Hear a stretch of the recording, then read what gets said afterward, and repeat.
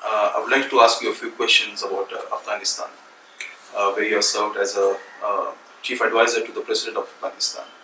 So Afghanistan is not doing very great. In fact, it's a very unstable nation at the moment. Neither its economy nor its infrastructure is doing very great. And the Taliban, which was ousted by the US in 2001, is kind of raising its hood again, making its presence felt again. And the US President, Mr. Donald Trump, recently announced that the US military presence will continue in Afghanistan for years to come and has asked India to be his strategic partner. Why do you think a stable Afghanistan is so important for India? It's an excellent question, Rohit, and very few would ask such an incisive question, may I tell you. Stability in Afghanistan is, of course, essential, but not by itself. A stable Afghanistan is what we want, but a stable Afghanistan which is also progressive and prosperous. A stable, progressive, prosperous Afghanistan is very much in the interest of our country, as well as in the interest of the region and the interest of the world. This entire region, and including the subcontinent of India, has been prosperous when it has been prosperous, when it is connected by free flow of men and traffic and commerce and goods and services to and fro. In other words, when the overland routes between Europe right up to the southernmost point of India, between Russia and India, China and India, when these overland routes are active and easily traversable, then this region has always been prosperous. But as of now, that overland route system has been blocked for the last 70 years, ever since partition took place in 1947. So we do want a stable Afghanistan, an Afghanistan which is stable, progressive and prosperous. But that happy condition would be realized when Pakistan lifts its artificial and rather unreasonable barriers to trade and commerce and concourse between the subcontinent of India and Afghanistan and the region beyond Afghanistan. And it is for this reason, keeping this in mind, that right from 1950, the government of India reached a treaty of friendship and cooperation with Afghanistan. Right from 1950. That was the first strategic partnership that the government of the Islamic Republic of Afghanistan signed with any country in the world. That was signed between India and Afghanistan. So it is very much in our interest to have what you say a stable Afghanistan, an Afghanistan which is connected with India without unreasonable restrictions in between. And if I may add, it is also in Pakistan's interest to have trade and commerce freely pass through it as between the subcontinent of India and the rest of Asia. That way, Pakistan also stands to gain immensely. And maybe one day this realization will dawn upon those who wield power in that neighboring country of ours. So India is financing multiple infrastructure development projects within Afghanistan. To be precise, 116 high-impact projects in 31 out of the 34 provinces in Afghanistan. What would actually India gain by investing in an unstable country as of now? Another very good question, I must say, and one that needs to be asked and needs to be answered accurately.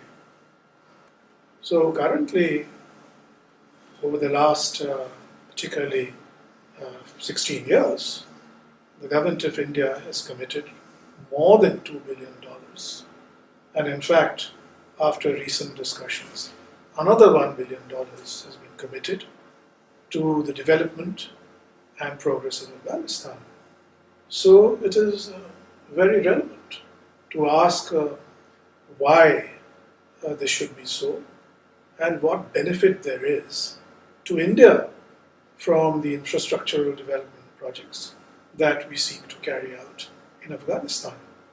Not only the major ones that we have already carried out, the one like the Friendship Dam, the Salma Dam as it is called.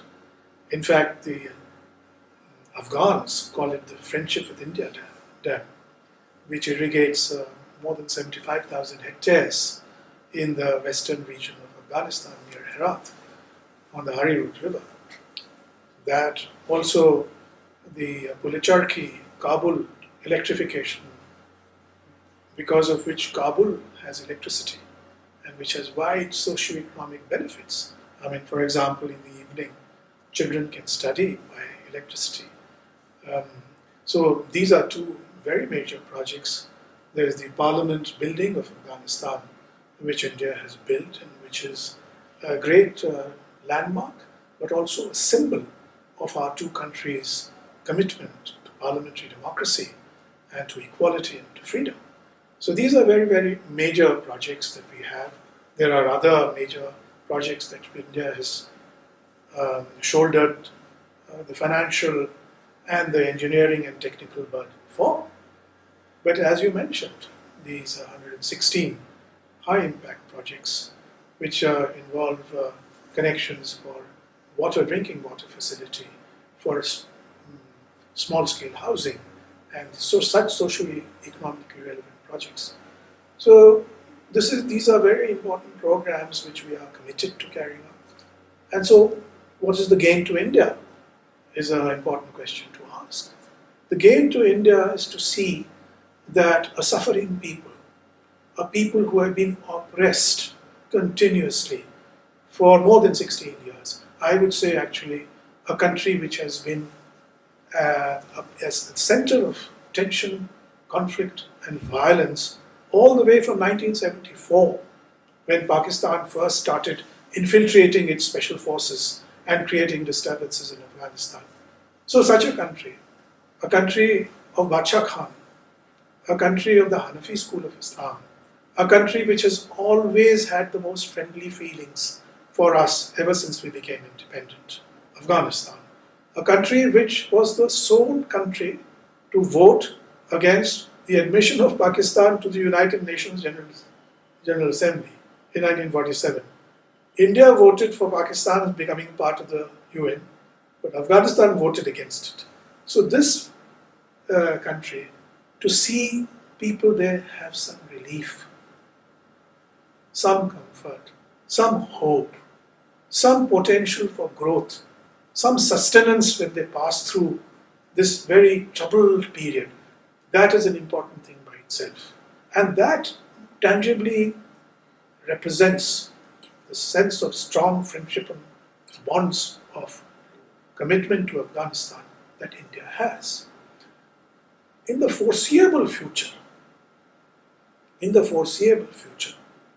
we would like to see India connected with Afghanistan in a more stable and a more meaningful and a more material way, by India's connection with Iran and building the Chabahar port, so that we can access via Chabahar directly overland through the Zaran-Delaram road, which we have constructed, Afghanistan, and then via Afghanistan to the larger region behind, to the north of Afghanistan, to the west of Afghanistan, to the east of Afghanistan.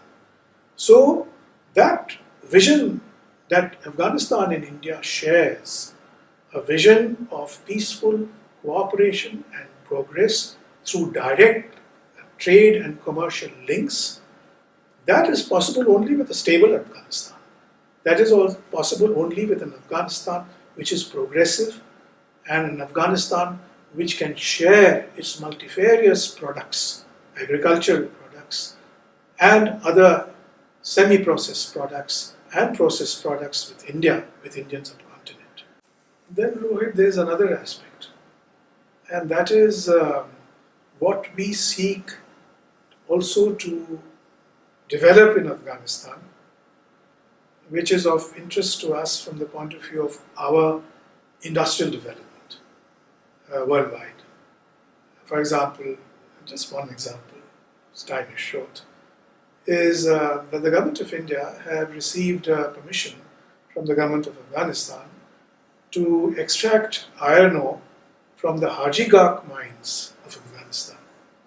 Now these mines make available to us some of the world's finest ores, iron ore to India, in terms of ferrous content, the finest. And that is in Bamiyan province of Afghanistan, which is in the interior, in the mountainous region, part of it, where you might have heard of the Bamiyan Buddhas. So in that province.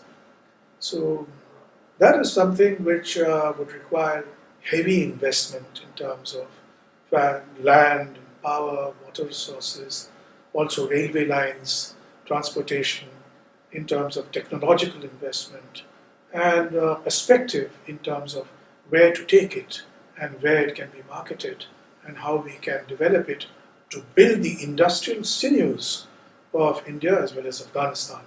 Because when you build a major steel project, when you build a major metallurgical project that Haji Gak has potential for, it has many spin-off industrial potentials for small, medium, and even large-scale industries.